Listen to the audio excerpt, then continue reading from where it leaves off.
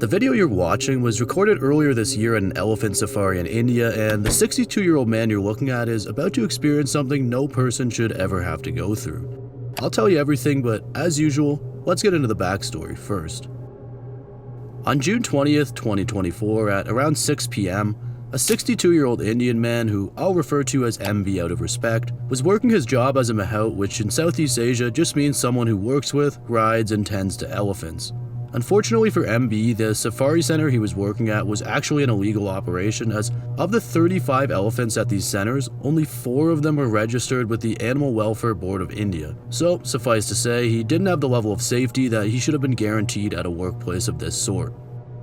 Generally speaking though, he was pretty confident in what he did, and despite his age, he was in good shape. And so, for the most part, this day went just like any other. He'd poke and prod the elephant in order to get it into position for a tourist ride. He'd assist the tourists in getting them on top of the large animal, and then he'd guide them around the site while the person on top had a blast. Of course, this didn't always go smoothly, but for MB's first ride on this day, there were no issues. Then, at around 6:30 p.m., when he was getting ready to run his second ride, the elephant did not take kindly to the prodding and poking that it had usually been subjected to. It became very sporadic and aggressive, and the next tourists in line had to be pushed aside for their safety while MB figured it all out. Again, not totally out of the ordinary, as these elephants were grossly mistreated, but this time around, things are going to be a lot worse than he or the tourists could have ever imagined. And there's clear CCTV footage to go with it. The footage begins with MB poking the elephant strategically in order to get him to position himself correctly for the tourist rides because, as previously mentioned, he was not behaving the first time.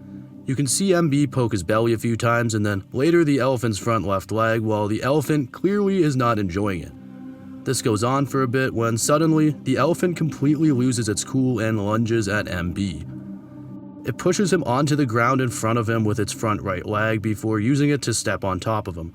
All while this was happening, the elephant uses its trunk like an arm to guide him around at his will and contort him. This man is clearly trying to move, but because of the weight of the large animal, it's not working for him. We can see him move his neck a bit before the elephant takes its other leg and steps on the mahout with that one too. At this point, I can't imagine what is going on in MB's head, but he had to have known that it was probably too late, as by this point his back was already completely beyond repair.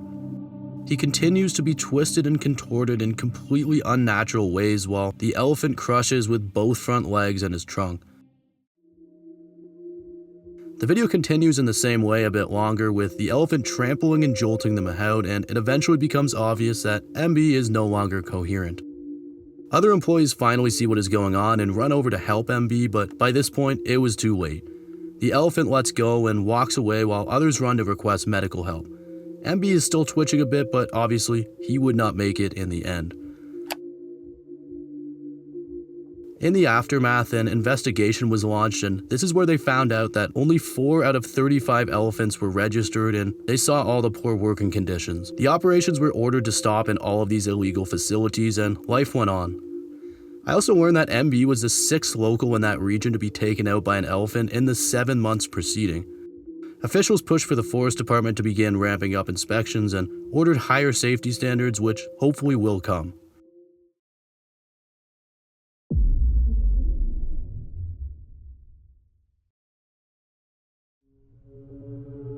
In my last video, I told you guys that I'm always interested in hearing obscure and less covered cases that you may know of, and interestingly, the video I'm about to cover was actually recommended by a lot of you. Despite being aired live, most people have probably never heard of this, and as we'll soon find out, that's because it was massively pushed under the rug and most copies of the video were completely wiped from the internet. Nodar Kumaritashvili was a 21-year-old professional Georgian luge athlete who, before his Olympic debut in 2010, had competed in 5 World Cup races and was considered one of the best lugers to come out of his country. He was by all means a formidable athlete in his sport, and his country was incredibly proud of their Olympic team. Nodar grew up in a region where there were many slopes and winter sports were very popular, so naturally he began luge when he was around 13 years old. Also, for those of you who maybe don't know, luge is a winter racing sport where athletes lie down face up on a sled and travel down slide courses at extremely high speeds, and they do this in low temperatures. Despite seeming very dangerous, engineers, athletes, and safety federations are actually very careful to make sure that they minimize injury risk as much as humanly possible, and for that reason it is relatively rare to see athletes face significant issues nowadays. However, that doesn't mean it's totally impossible. So, Nodar's impressive resume would qualify him for the 2010 Winter Olympics in Vancouver just after he graduated with a degree in economics. This man was obviously very disciplined, as even when undergoing rigorous studies, he still kept a perfect training schedule as a luger and was able to regularly compete at a top level. Once he knew he'd made the Olympic team, he would take it up another notch, and when early 2010 came, he would fly out to Western Canada and begin to prepare for the competition. February 12th in specific was the final day of training runs for the luge athletes, and after about 24 total training runs getting to know the course, Nodar would take his final and 25th one. And unfortunately, this one would result in his tragic and completely unavoidable demise. Nodar's run would start, and until the end, everything would be completely normal. He'd push, paddle, and settle well, steer and brake good in his corners, and on his approach to the final corner, he'd reached a speed of 143.6 kilometers an hour. Once he took this corner, things would go terribly wrong.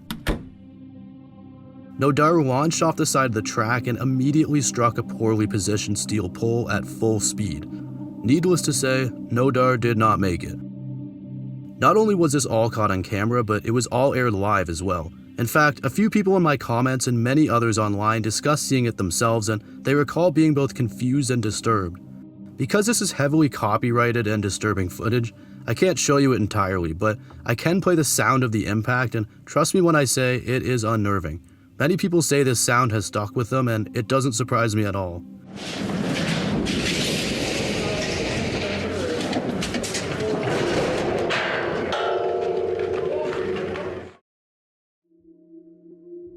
In the aftermath, it was discovered that previous athletes have voiced their concerns over the course, and with good reason.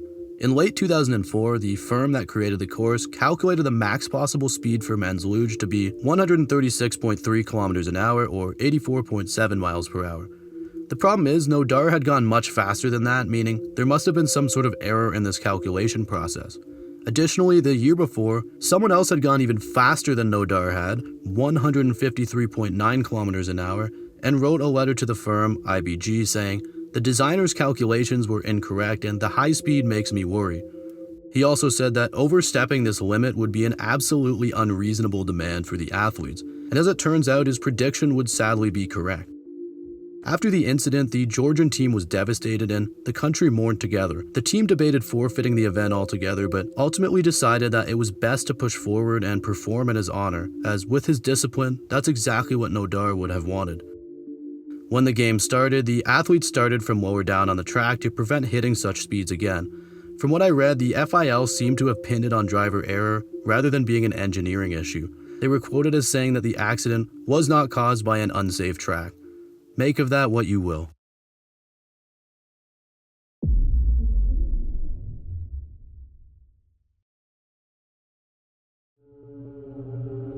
This entry is genuinely some of the most crazy footage I've ever seen, and if you choose to go looking for the uncovered version, viewer discretion is strongly advised.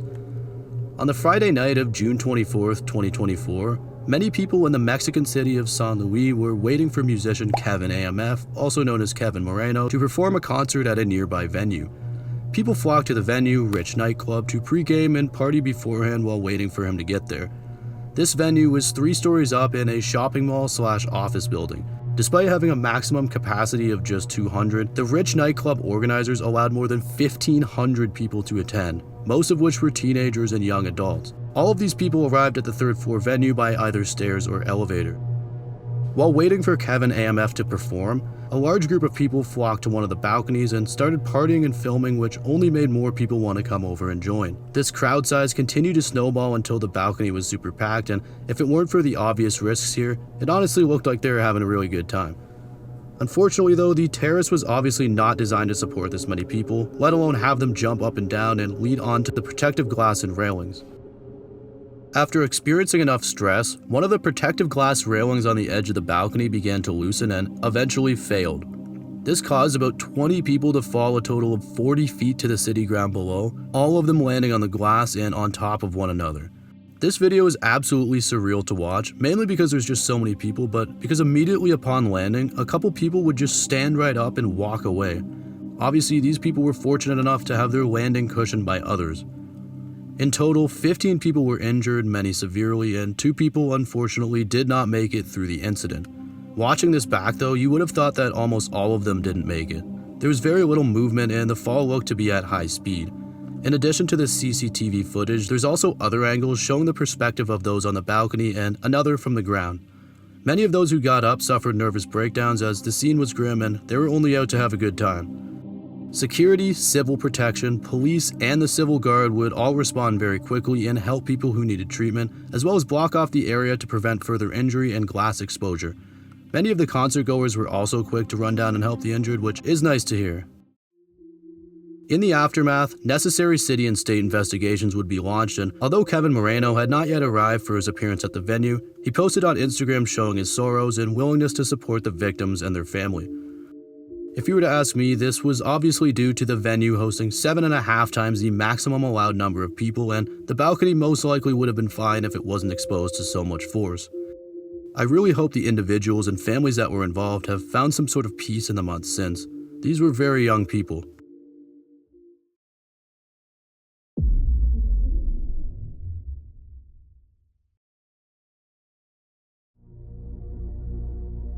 Just a fair warning here guys, I'm going to be very careful in how I explain this one as I have had things removed in the past for touching on similar topics. Nothing I'm describing here is direct and you'll have to make your own inferences from my wording or do your own research on it. This was just so intense to me that I felt it was valuable to tell. With that out of the way, let's get into it. This video comes out of Hanoi, Vietnam, and it was recorded in a family's apartment that has cameras set up in the living room for emergency purposes. It's about 3:30 in the morning and it features a man and his son having some sort of mild argument about the son doing his homework and how he just has to get it done and to stop procrastinating. The father's essentially saying just do it now and stop thinking about whether to do it now or to do it later. Simple enough, no one's yelling, no one's being hostile, and it's probably a conversation everyone has had at some point as a student or a parent. It seems in this case though that the pressure was growing a lot to the point that the son had mostly just given up and stopped fighting back in full force. The mild bickering goes on for a bit while the father sits on the couch and the son stands still, eventually moving over to catch some fresh air through the back door. The father tells him to come back inside, but he resists and they take a second to breathe and nothing happens for a short period of time. The dad then stands up, presumably to go check how much work his son had gotten done, and the son opens the door and encourages it. He says, "You can go look in the book." Dad is confused on why he's excited for him to see it, but he says okay and walks over anyways. The father checks his son's work, and for a minute, you can't really tell if he's impressed with the progress or just completely confused by what he's seeing. It's at this point that things take a really devastating turn. Let's just say that the son, who was already outside on the apartment's balcony, quickly moved from floor 28 to the ground floor below, resulting in him no longer being with us. And from that information, you can probably guess what was left in the textbook that his father was reading. I think the most gutting part about this video is that his father catches his son in the corner of his eye as he's reading what he had written in the textbook and runs over yelling and panicking as he realizes it is too late to do anything. He freaks out and calls for his wife, stating,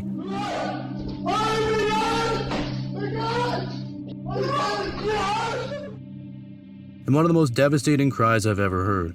I can only imagine what these poor people saw once they went down those 28 stories.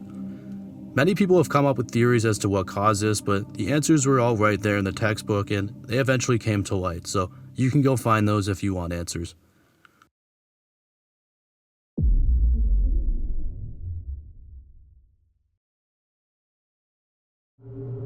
This man right here is Diogo Jose. He's been down on his luck recently in his work and family life, and unfortunately, it's resulted in him having to couch surf.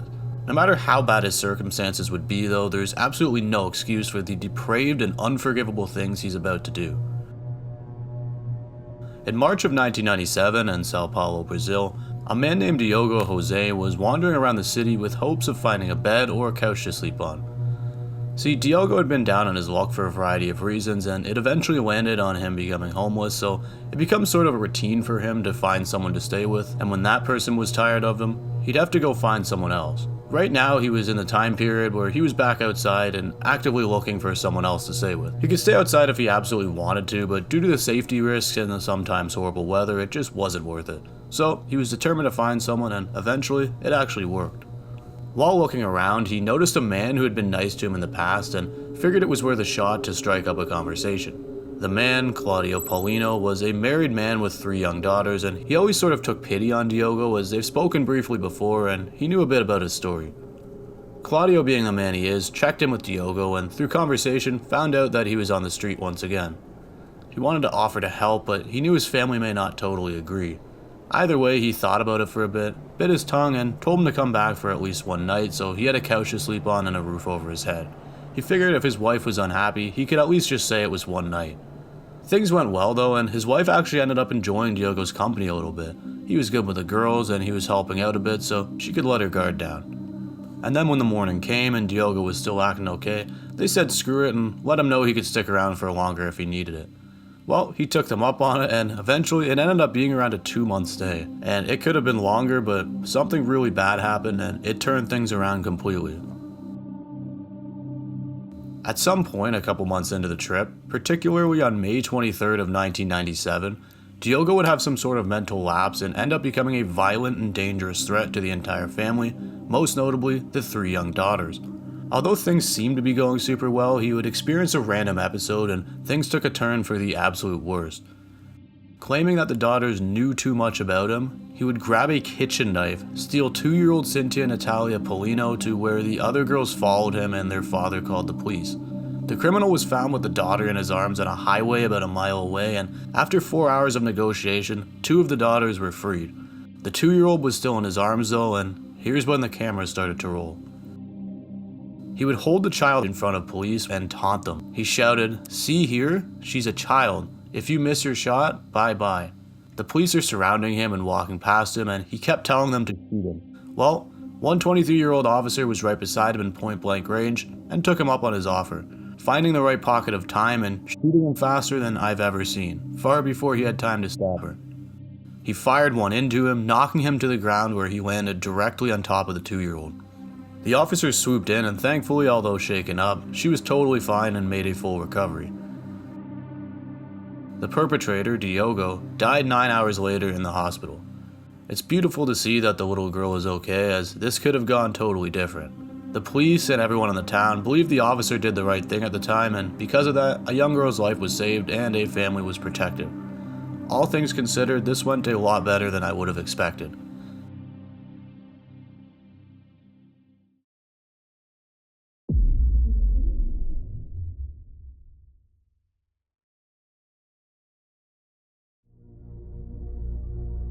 Irina Glazunova is a 24-year-old, vibrant and beautiful Russian woman who, like many young women in her age range, is just trying to live life to the fullest and travel as much as she can.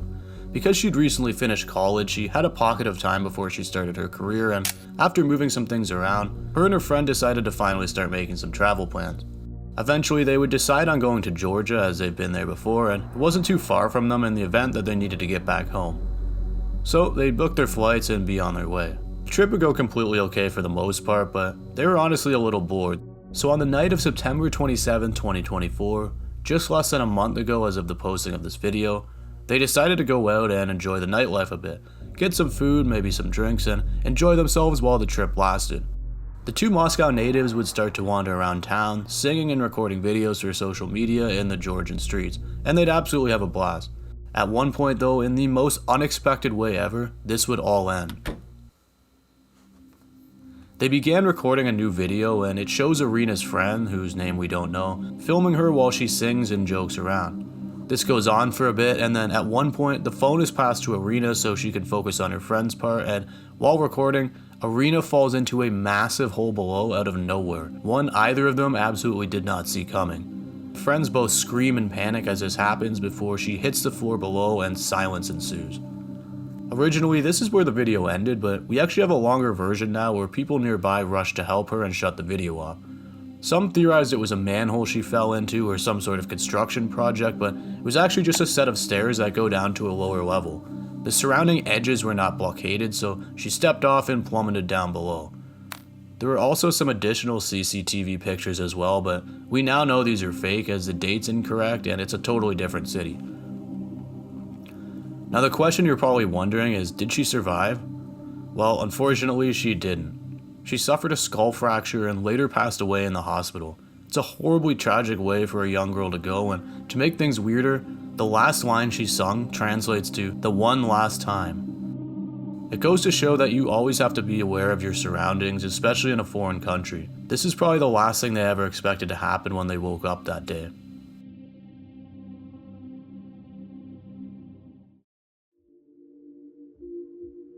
That's going to do it for this one, guys. Thank you so much for watching. If you enjoyed this video, please consider liking or subscribing, but if not, that's okay too. I upload 2 to 3 videos like this every week, so maybe I'll win you over next time. Also, a special shout out to all of my patrons. A lot of work goes into these, and I'm grateful that I've already developed such a cool community, especially in such a short period of time. I'm actually super pumped to see how far we can take this.